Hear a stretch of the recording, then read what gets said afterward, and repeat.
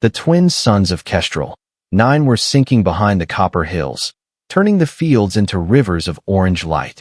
Jonas Hale stood at the edge of his land, a silent figure against the burning sky. His hands, thick, scarred, and steady, rested on the wooden fence he had built 15 years earlier. He was 67, but his body felt twice that age. His knees ached when he moved, his back creaked with every breath, and the scars across his shoulders still throbbed when the wind turned cold. Once, he had been a soldier, a captain of the 12th Terran Infantry, a survivor of battles so fierce that people still whispered their names: Proxima Ridge, Helios Station, the Nix Massacre. Now he was just a farmer, a man who grew food for colonies that barely remembered the wars that built them. But war had shaped him, and the land had finished the job. Every scar on his skin, every line on his face, was a record of both. 3 months ago, after too many quiet nights and too many empty mornings, he had done something foolish, or maybe desperate. He had sent a request to the Galactic Companion Agency, a service that matched lonely colonists with partners from other worlds. He still could not believe he had filled out that form, much less sent it. No one his age should ask for a mail-order bride. He had waited weeks with no answer. Then suddenly a message had arrived. Match confirmed. Arrival scheduled. He almost deleted it, thinking it was a mistake. But curiosity kept him here tonight, standing in the long shadows, watching the sky. The shuttle was late. Maybe she had seen his picture and changed her mind. He would not blame her. The mirror told the truth.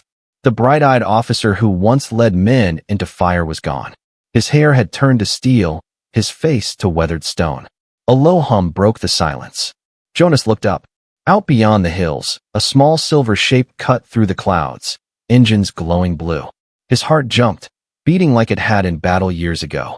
Get a grip, old man, he muttered, straightening his shirt. He had even bathed, twice. It felt ridiculous now. He wasn't a hero anymore, just a man with a limp and too much land. Dust swirled as the shuttle descended onto the landing pad. The ramp lowered with a soft hiss. For a long moment, nothing happened. Then she appeared. She was unlike anything he had ever seen. Tall and graceful, her skin shimmered in shades of blue and violet, covered in faint silver patterns that moved gently, like water rippling under moonlight. Her long white hair flowed down her back, glowing faintly in the dusk. And her eyes, those eyes, silver and deep, reflecting the stars that had begun to pierce the sky. Jonas Hale, who had once faced alien soldiers without blinking, forgot how to breathe. She stepped closer, her movements silent, carrying a single small case. When she reached him, she stopped, tilting her head slightly. You are Jonas Hale? Her voice was soft, musical, almost too perfect. Yes, ma'am, he managed, his voice rough and dry. That's me. She studied him with calm eyes. He braced for the look, disappointment, pity, anything, but instead she smiled. I am Alara, she said. It is an honor to meet you. For a moment, he forgot the world. Then a gust of wind cut between them. She shivered. He noticed. Let's get you inside, he said quickly. It gets cold fast after sunset. She nodded. Jonas picked up her case and started toward the cabin. The short walk felt endless. His back flared with pain halfway there, but he forced his face to stay neutral. You are hurt, Alara said quietly. Just an old injury, he replied, hiding the grimace. The cabin's not far. Inside, the air smelled of cedar and oil. Handmade furniture. Clean but simple. It's not much, he said, embarrassed. Built it myself. Alara looked around, her silver eyes soft. You have built a home, she said. Many people never do.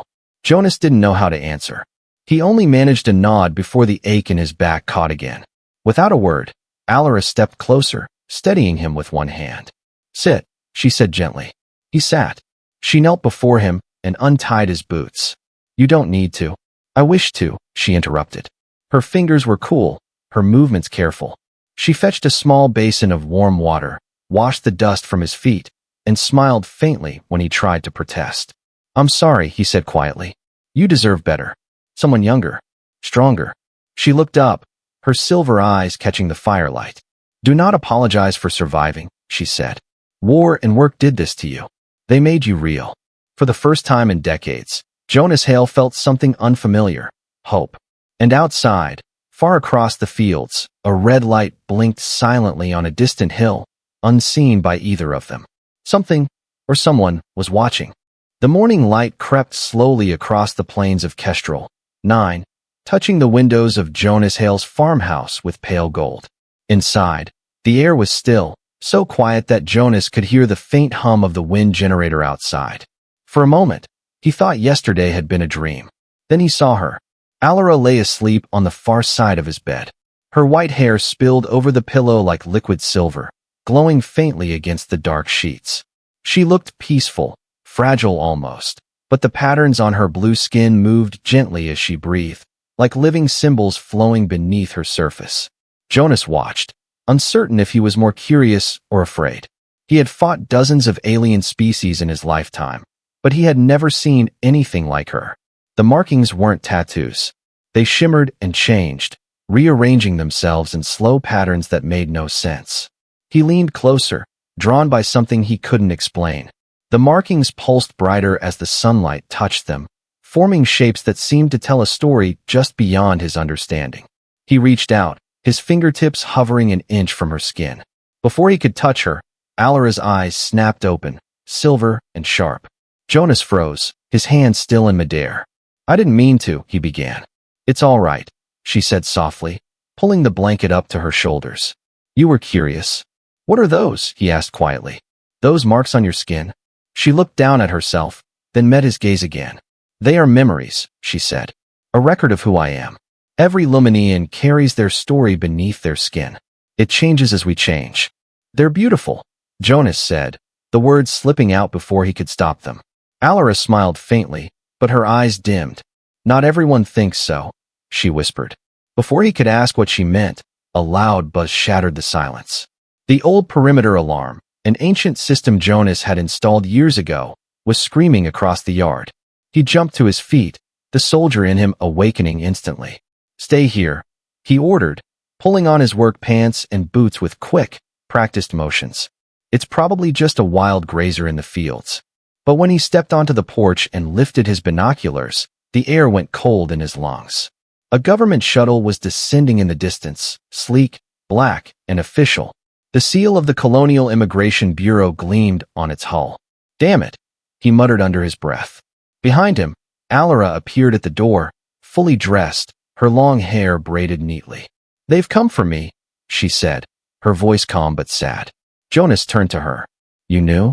I hoped they would not find me so soon," she admitted. "But I knew they would try." "Why?"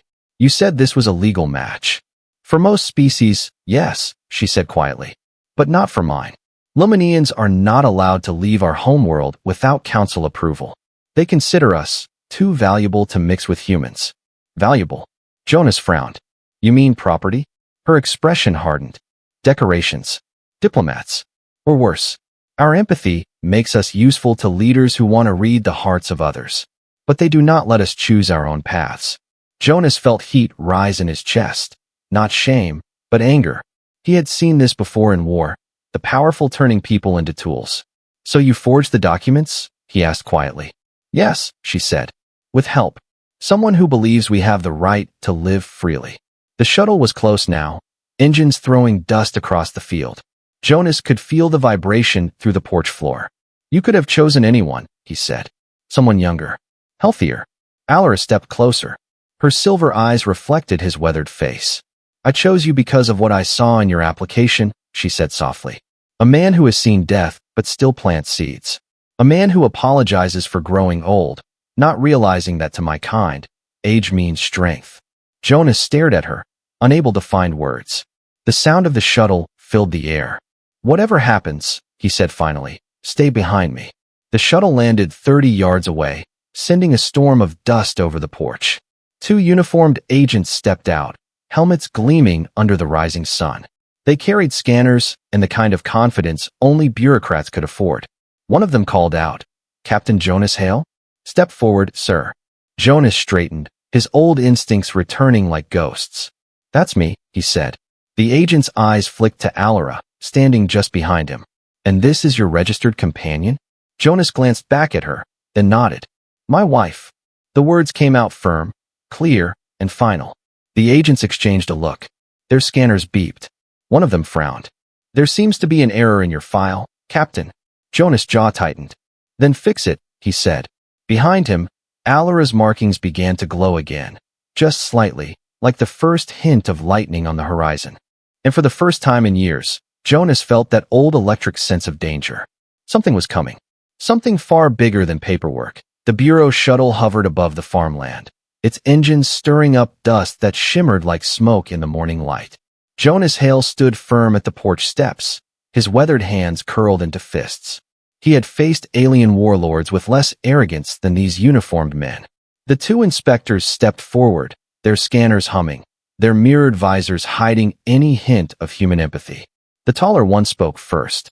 Captain Hale, we have orders to verify the legality of this union. Jonas didn't flinch. You're standing on my land, officer. And out here, we treat guests with respect. The shorter one smirked.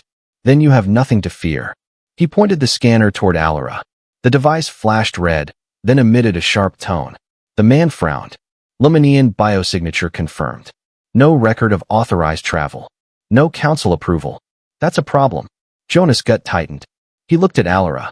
Her expression didn't change, but her silver eyes seemed to harden, like metal cooling in fire. You want to tell me what that means? Jonas asked, his voice low and steady. It means your companion is here illegally, the tall officer said. And by Terran Code Section 14. Enough? Jonas snapped, cutting him off. The soldier in him returned. The one who didn't care for regulations when lives were at stake. You come onto my land, uninvited, waving old war laws in my face. You want to question her? Fine. But you do it under my roof, and with respect. The two men exchanged a look, then followed him into the cabin. Inside, the air was tense. Alara sat calmly at the table, her hands folded neatly in her lap. Jonas stood behind her, silent but watchful. The scanner lights danced across her skin, flickering over the living symbols that moved faintly beneath the surface. What are these markings? The shorter officer asked. They're cultural, Jonas said before Alara could answer. Her people's tradition. The man ignored him. They're shifting. Alara lifted her head. Because they are alive, she said simply. The officers hesitated, clearly unsettled. We'll need to report this, one muttered, lowering his device. You may receive a summons within the week. Jonas' jaw tightened. Then I'll be waiting. Minutes later, the shuttle lifted off, leaving silence and dust behind. Jonas watched it disappear into the horizon until it became a speck of silver in the brightening sky. When he turned back, Alara was standing by the doorway, her eyes distant. They will not stop, she said quietly. Jonas nodded. Yeah, I figured as much. I brought trouble to your home, she said. If I leave now, they might not. He cut her off with a raised hand. No, you're staying. Her lips parted slightly, surprised. You would risk yourself for me? Jonas met her gaze. I've lived through worse than bureaucrats. If they want to come back, they'll find a soldier waiting. Something changed in her eyes then, softness turning into something deeper. You are not what I expected, she said softly.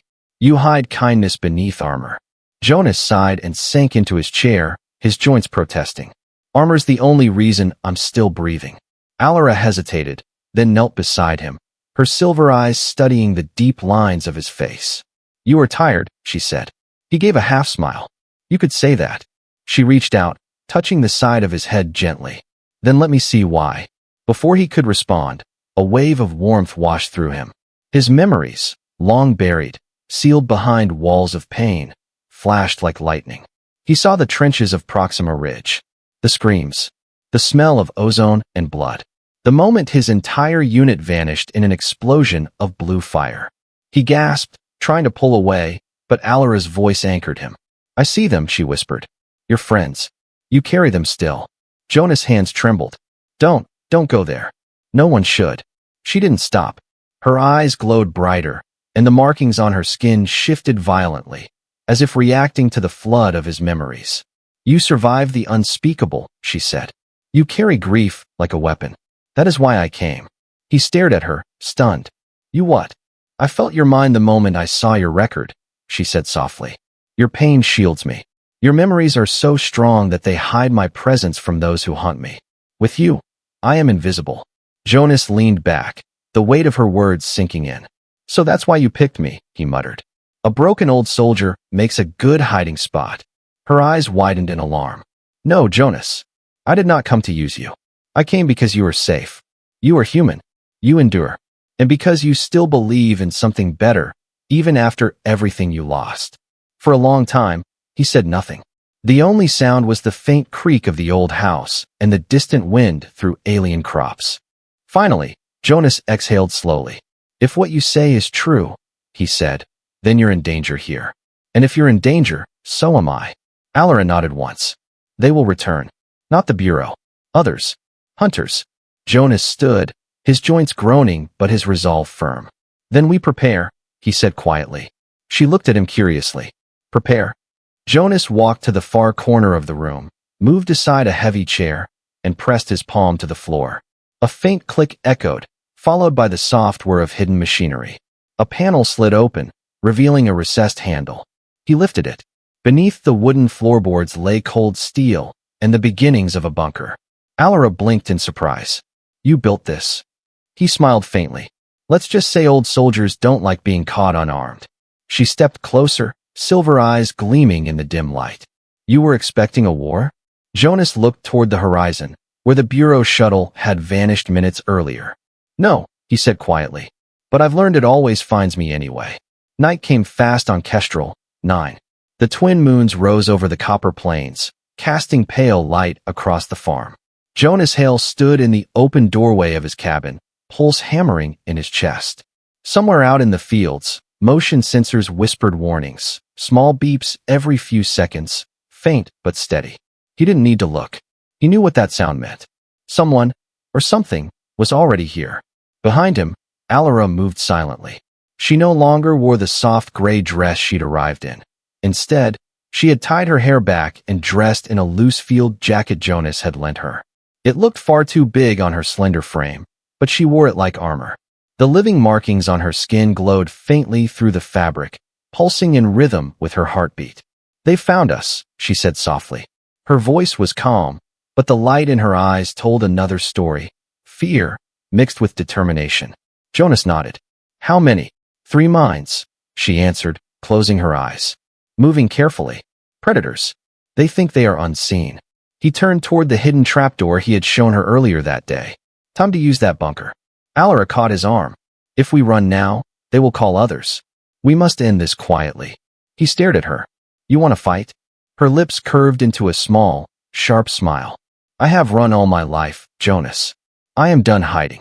He almost laughed, half in disbelief, half in admiration. Fine, but we do this smart. Jonas moved with a precision that age couldn't dull. He unlocked the hidden compartment under the stairs and pulled out the TX-70 pulse rifle, its surface still gleaming after all these years. The weapon hummed to life when he checked the charge. He grabbed 2 sidearms and handed one to Alara. I've never used one of these, she admitted, turning it in her hand. You won't need to, he said, sliding a power cell into the rifle. Just stay behind me. Outside, the sensors went silent. Jonas cursed under his breath. The intruders had noticed. That meant they were close. He moved toward the barn, keeping low. The air was heavy with static. He felt the old soldier return, that calm that came before every fight. He had been a farmer for 15 years, but muscle memory didn't fade. From the shadows between the crop rows, 3 figures emerged, tall, scaled, and armed. Their armor shimmered in the moonlight. The Vexari. Jonas felt his stomach tighten. He had seen their kind before, on battlefields, not on farmlands. He raised his rifle, but Alara's hand touched his shoulder. Wait, she whispered. Let me see them. Her eyes glowed silver as her markings brightened. The light spilled across the ground in thin streams, like veins of quicksilver. Jonas could almost feel it, her mind extending outward, brushing against the intruders like a silent wind. The nearest Vexari twitched. Its scaled head turned sharply toward her. It opened its jaws, releasing a chittering sound that made Jonas' skin crawl. They're searching for me, Alara murmured. They know I'm here. Then we stop them before they call for help. Jonas' voice was steady now, pure instinct. He stepped out from behind the barn and fired. The rifle barked with a burst of blue light. The first Vexari dropped instantly, a hole burning clean through its chest plate. The other 2 hissed, their weapons flashing to life. Energy bolts tore through the dirt near his feet, throwing sparks into the night. Jonas rolled behind a fence post, reloading with practiced ease. "Now, Alara," he shouted. She stepped into the open, her eyes blazing like twin stars. The patterns on her skin flared to full brightness, covering her body in glowing symbols. She raised both hands. The air changed. Jonas felt it, a pressure in his skull, like a silent storm building behind his eyes. The Vexari hesitated, their movements faltering as if invisible hands were pressing against them. One dropped its weapon and screamed, clawing at its head. The other turned to flee. Jonas tracked it with the rifle, then lowered the barrel. "Let it go," he said. "Let it run back to whoever sent it. Let them know this place fights back."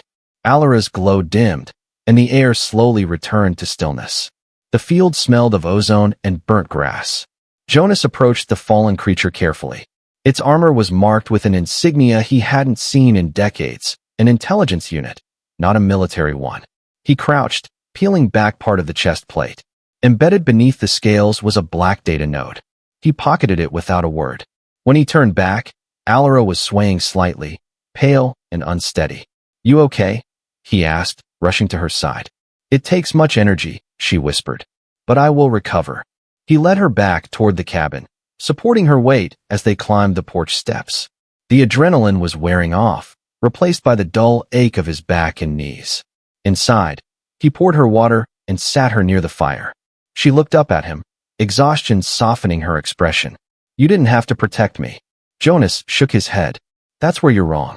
No one deserves to be hunted. Not on my land." Her silver eyes lingered on him for a moment, and something wordless passed between them. Respect, gratitude, maybe something more. When she finally spoke, her voice was quiet. "You are not just shielding me, Jonas. You are changing fate." He chuckled softly. "Fate's overrated."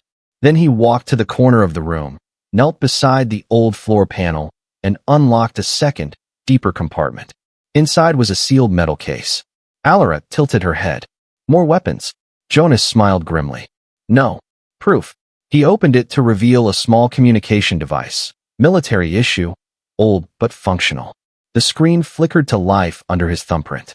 A message icon blinked with an outdated code. "Who are you contacting?" Alara asked. "An old friend," Jonas said. "Someone who owes me his life."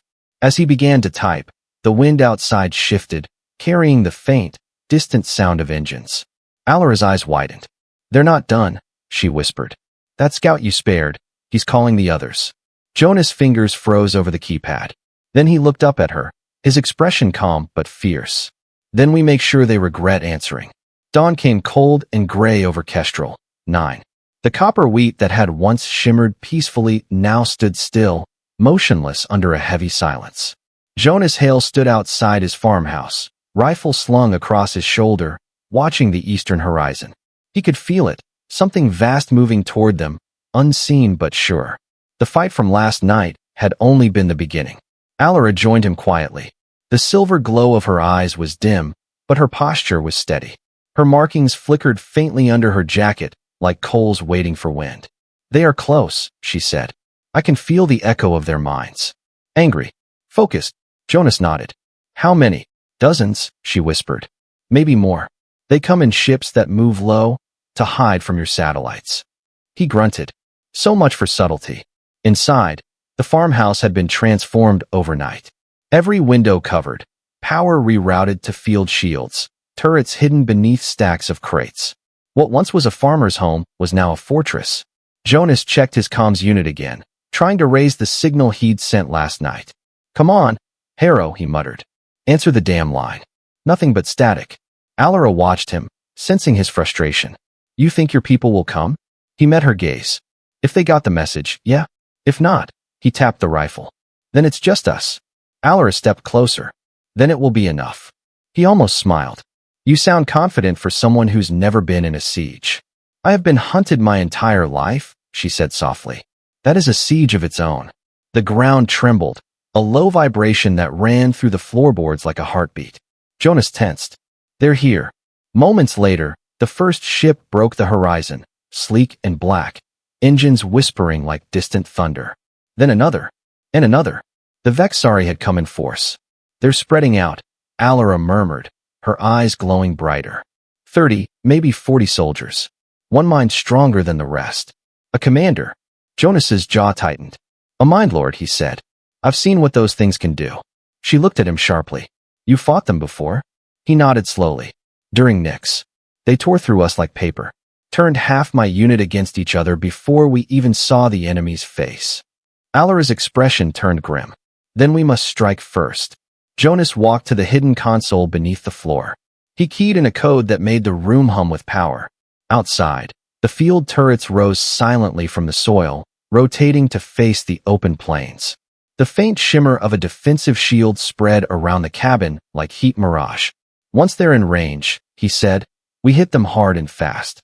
They won't expect a farmer to fight like a soldier. And if they use their minds?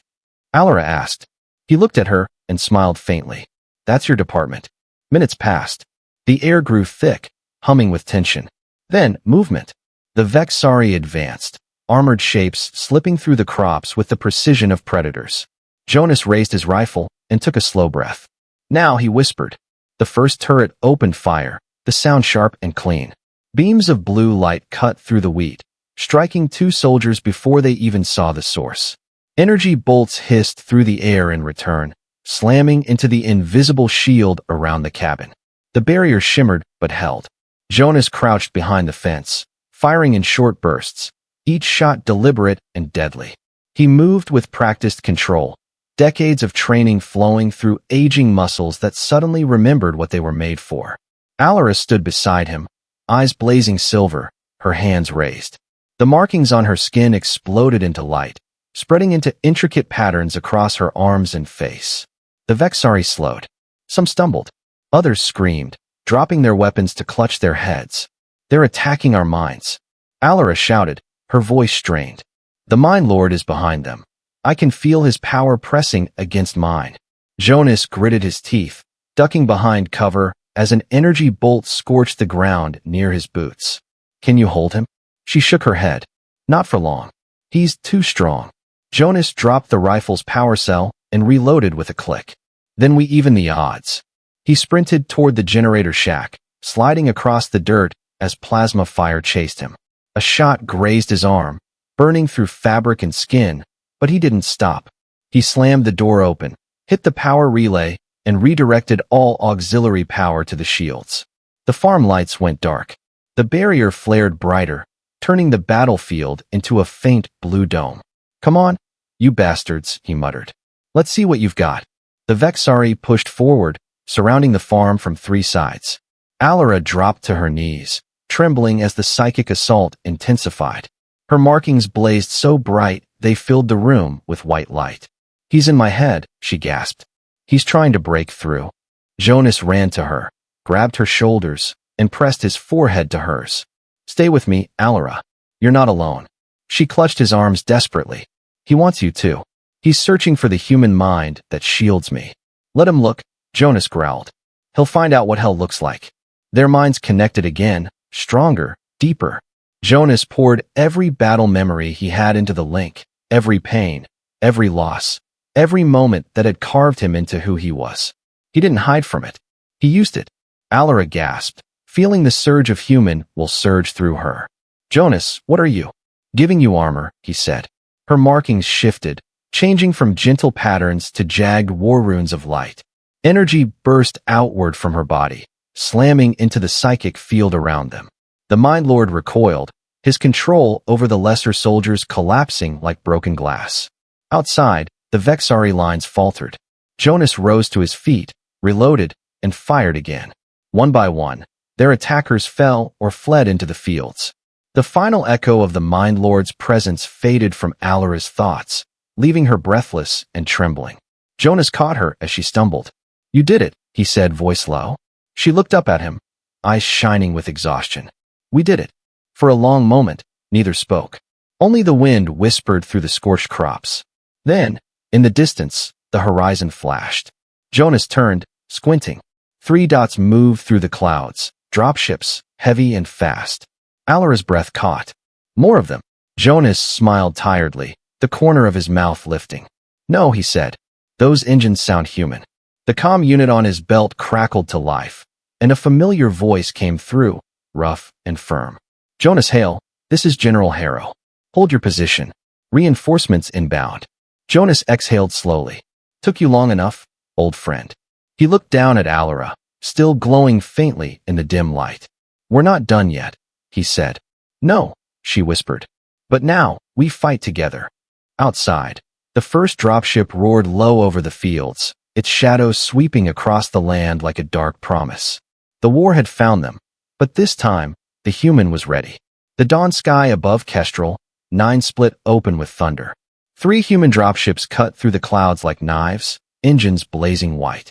Jonas Hale stood on the porch of his battered farmhouse, rifle in hand, watching as they descended toward the fields that only hours ago had been his quiet refuge. Now they were a battlefield again. Beside him, Alara's eyes glowed faintly, her markings dimmed from exhaustion but still alive with light. The faint hum of the defensive shield pulsed around them like a heartbeat. They are regrouping, she whispered. The ones who fled. And their commander, he's still out there. Waiting. Jonas nodded grimly. He won't stay waiting for long. The first dropship landed with a hiss of steam, kicking up soil and ash. Armored soldiers poured out, Colonial Defense Force Marines, rifles ready, visors reflecting the strange dawn. At their head strode a tall, broad-shouldered man with steel hair and a commander's confidence. General Harrow, Jonas called out. The man turned, a sharp smile breaking through the battlefield smoke. Jonas Hale, he said. I should have known you'd turn a farm into a fortress. Old habits. Jonas replied, lowering his weapon slightly. Good to see you still answer distress calls. Harrow's gaze shifted to Alara, studying her with a soldier's precision. This the Lemonian who started all the noise. Alara straightened, her tone calm but firm. I didn't start it. I just refused to hide. Harrow nodded once, impressed.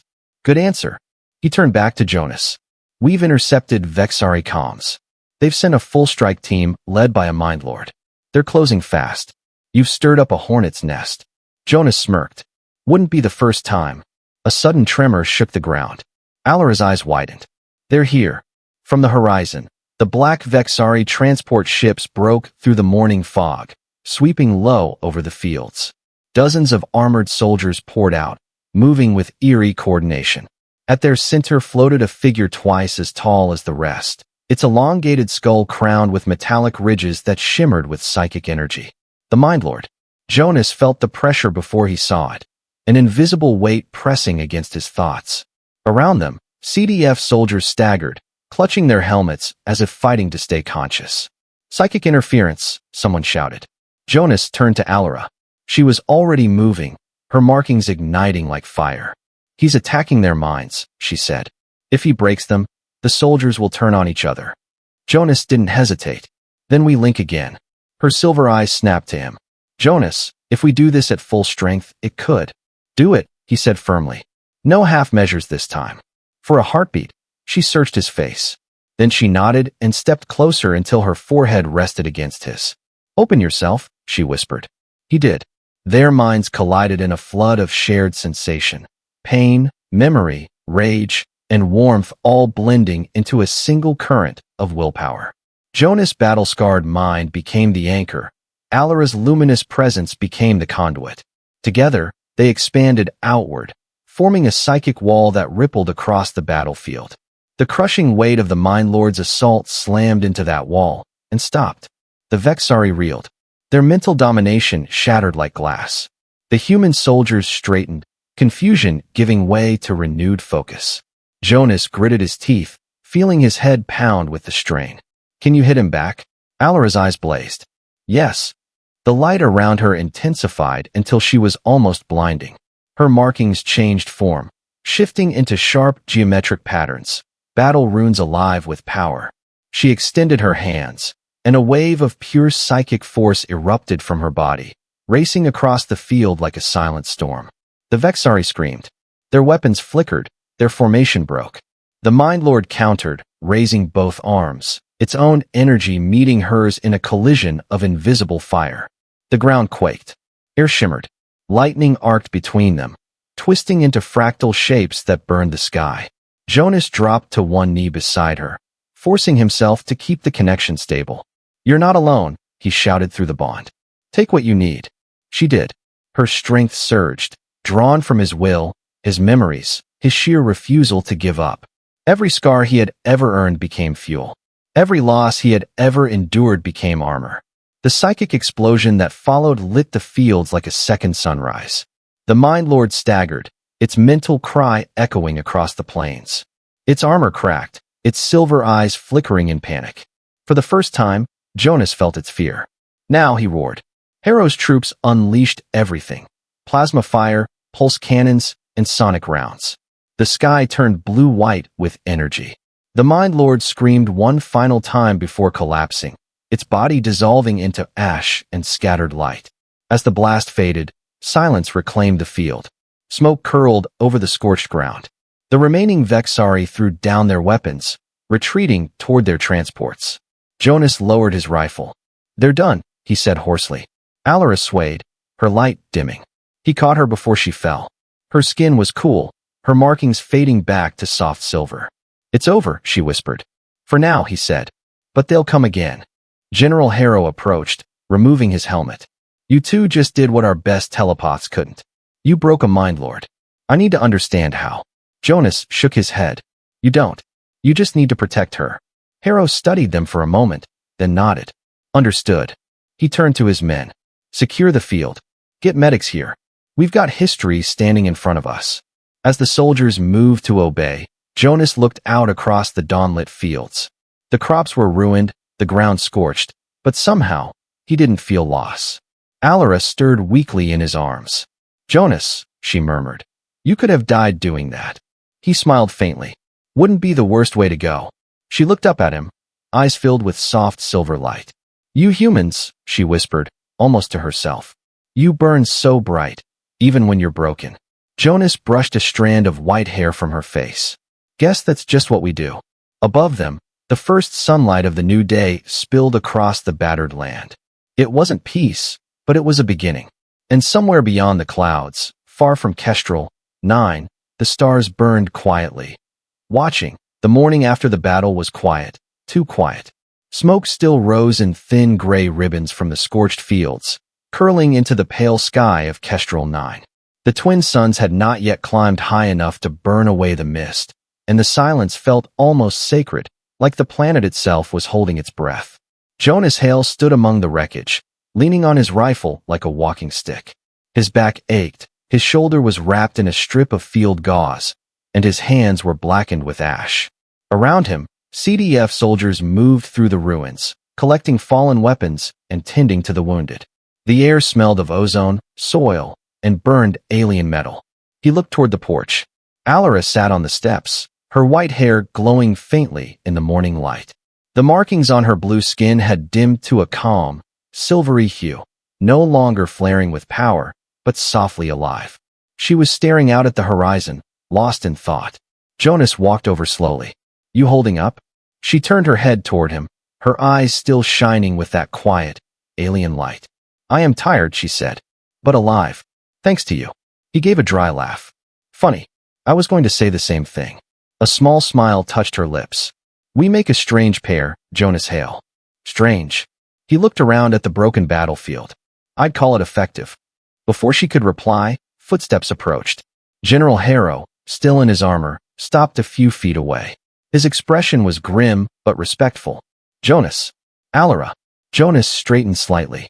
"What's the damage report?" "We lost 4 soldiers," Harrow said quietly. "But without you two, it would have been all of us. The Vexari forces are retreating across the sector. Their Mind Lord's death broke their chain of command." "Good," Jonas said. "Then maybe we'll get a few weeks of peace before someone else decides to start a war." Harrow's gaze shifted to Alara.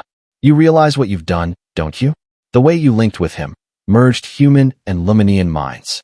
It's unheard of." Alara's eyes softened. "It was necessary." "Necessary or not, it changed everything," Harrow said. "The Council already knows. The Luminians want to speak with you, both of you. Officially." Jonas frowned. "To what end?" "To recognize what you are," Harrow replied. "Your bond isn't just emotional. It's tactical, psychic, historical. They're calling it the Hale-Alara link. Our scientists think it could revolutionize human-alien cooperation." Jonas shook his head. "Revolutionize? I was just trying to keep us alive." Harrow gave a faint smile. That's usually how revolutions start. He looked at Alara, then back at Jonas. I've been authorized to offer you both protection. Full clearance under human law. Your marriage, your residency. Everything is now recognized by both the Colonial Defense Force and the Luminian Council. Jonas blinked. So we're legal? More than legal, Harrow said. You're official allies. Alara tilted her head. And if we refuse? Then you disappear, Harrow said simply. You've drawn attention from more than just allies. The Vexari will come again. Maybe not tomorrow, but someday. You'll need protection. Jonas looked at the scarred horizon, then at Alara's calm face beside him. We've had enough fighting for one lifetime, he said. All we ever wanted was quiet. Harrow studied him for a long moment, then nodded. Then take it. But if you ever change your mind. He reached into his coat and handed Jonas a small metal badge, the symbol of the CDF engraved on its surface. You know how to reach me. Jonas took it, closing his hand around the badge. Thanks, General. When Harrow and his soldiers finally departed, the fields fell silent again. Only the faint hum of the wind turbines broke the stillness.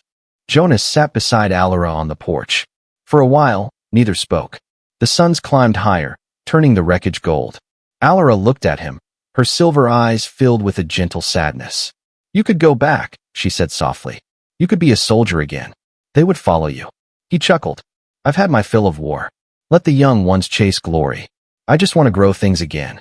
Even after all this, she asked, gesturing toward the ruined crops.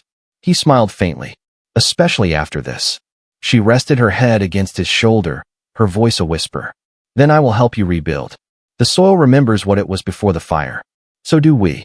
He looked down at her, at the faint glow of her markings reflecting the morning sun. You really think we can start over? Alara's smile was small but sure. Every world begins again after it burns. For a moment, peace truly settled over them.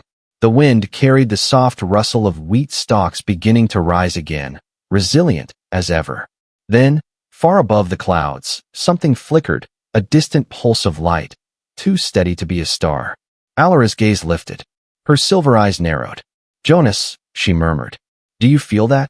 He followed her stare, and for an instant, he did. A faint vibration deep in his bones, like a storm gathering far beyond sight. He sighed quietly, half tired, half defiant. Yeah, he said. Seems peace never lasts. Alara stood, her expression unreadable. Then we stay ready. Jonas rose beside her, slipping the CDF badge into his pocket. Ready, he agreed.